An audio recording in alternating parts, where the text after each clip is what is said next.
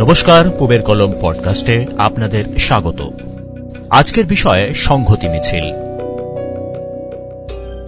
ভারতবর্ষে এখন সংহতির বড় বেশি প্রয়োজন। স্বাধীনতার এতদিন পরে কেন এখন সংহতির প্রয়োজন তা সারা দুনিয়া জানে, তা ভেঙে বলার আর কোনো প্রয়োজন নেই। ইতিমধ্যেই বিজেপি 22শে জানুয়ারি অযোধ্যা নিয়ে সারা দেশে বিশেষ কর্মসূচি নিয়েছে। টিভি চ্যানেলগুলির বেশিরভাগ এবং বেশ কিছু সংবাদপত্র এমন ধরনের প্রচারণা চালাচ্ছে যে উত্তর ভারতে খানিকটা হলেও উত্তেজনা সৃষ্টি হয়েছে। বাংলার মুখ্যমন্ত্রী মমতা বন্দ্যোপাধ্যায় শুধু বাংলাকে নিয়ে ভাবেন না, একজন দেশনেত্রী হিসেবে তিনি সারা ভারত নিয়ে চিন্তা করেন।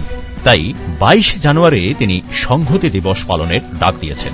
এজন্য তিনি সব ধর্ম, সব বিশ্বাসের মানুষদের নিয়ে হাজরা পার্ক থেকে পার্ক সার্কাস ময়দান পর্যন্ত মিছিল করছেন। মুখ্যমন্ত্রীর মিছিল এই বার্তা দেবে যে ভারত সকল মানুষের জন্য। এখানে জাতপাত, ধর্মাধর্ম, ভাষা এগুলির কোনো বিভেদ নেই, কারণ ভারতের ইতিহাস, ঐতিহ্য এবং সংবিধান সব নাগরিককে সমান অধিকার দিয়েছে। মমতা বন্দ্যোপাধ্যায়ের কাছে রবীন্দ্রনাথের সেই প্রখ্যাত কবিতা ভারত তীর্থেরই প্রতিফলন ঘটেছে। রবীন্দ্রনাথ বলেছিলেন, হেথায় আর্য, হেথায় অনার্য, হেথায় দ্রাবিড়, চীন শক হন দল, পাঠান মোগল, এক দেহে হল লীন। পশ্চিম আজি খুলিয়াছে দ্বার, সেথা হতে সবে আনে উপহার। দিবে আর নিবে, মিলাবে মিলিবে, যাবে না ফিরে এই ভারতের মহামানবের সাগর তীরে। হে রুদ্রবীণা বাজো, বাজো, বাজো, ঘৃণা করি দূরে আছে যারা আজও। বন্ধন আসিবে, তারাও আসিবে দাঁড়াবে, ঘিরে এই ভারতের মহামানবের সাগর তীরে। এসো হে আর্য, এসো অনার্য, হিন্দু মুসলমান, এসো এসো আজ তুমি ইংরেজ, এসো এসো খ্রিস্টান, এসো ব্রাহ্মণ, সূচি করি মন ধরো হাত সবাকার। এসো হে পতিত, করে অপনীত সব অপমান ভার। রবীন্দ্রনাথ সবাইকে আহ্বান করেছেন ভারতের এই মহামানবের সাগর তীরে আসার জন্য।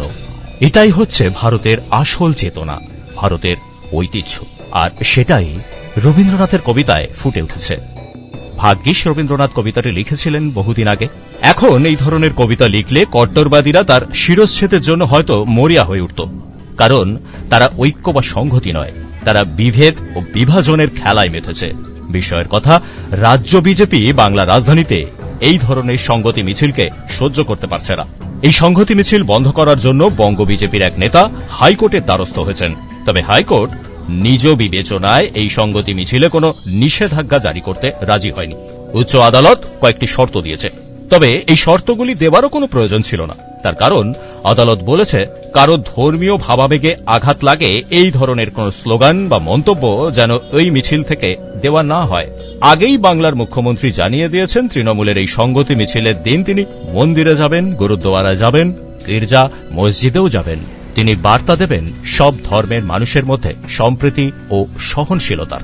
সকলেই স্বীকার করবেন আজকের ভারতে এই ধরনের মিছিল এবং সম্প্রীতি সংহতির প্রয়োজন রয়েছে। প্রয়োজন রয়েছে সংহতি চর্চার, আর তাতে বাড়বে ভারতেরই শক্তি। যারা সংহতি চান না তারাই সংহতি মিছিল বন্ধের দাবি নিয়ে আদালতে উপস্থিত হয়েছেন। এর মধ্যে হঠাৎই আসরে নেমে পড়েছেন বাংলার রাজ্যপাল সিভি আনন্দ বোস। কথা নেই, বার্তা নেই, তিনি মুখ্য সচিবকে একটি চিঠি লিখে জানতে চেয়েছেন 22শে জানুয়ারি অযোধ্যায় প্রধানমন্ত্রী মোদী কর্তৃক মন্দির উদ্বোধনের দিন রাজ্যে আইন শৃঙ্খলা রক্ষার জন্য কি ব্যবস্থা নেওয়া হয়েছে। অনেকেরই প্রশ্ন, মন্দির উদ্বোধনের দিন পশ্চিমবঙ্গের গভর্নর এই রাজ্যে কি ধরনের গন্ডগোল অশান্তির আশঙ্কা করছেন? রাজ্যপালের কাছে কি এ ধরনের খবর রয়েছে? তাহলে তিনি ঝেড়ে কাশুন না, তিনিই বলে দিন কি কি সুরক্ষার ব্যবস্থা কোথায় কোথায় কার জন্য নিতে হবে। তবে রাজ্যপালের এই ধরনের প্রশ্ন যে শান্তি ও সম্প্রীতির রাজ্য পশ্চিমবঙ্গে আশঙ্কার সৃষ্টি করেছে তাতে বিন্দুমাত্র সন্দেহ নেই। আজ এ পর্যন্তই। ফের দেখা হবে পূবের কলমের পরবর্তী পডকাস্টে।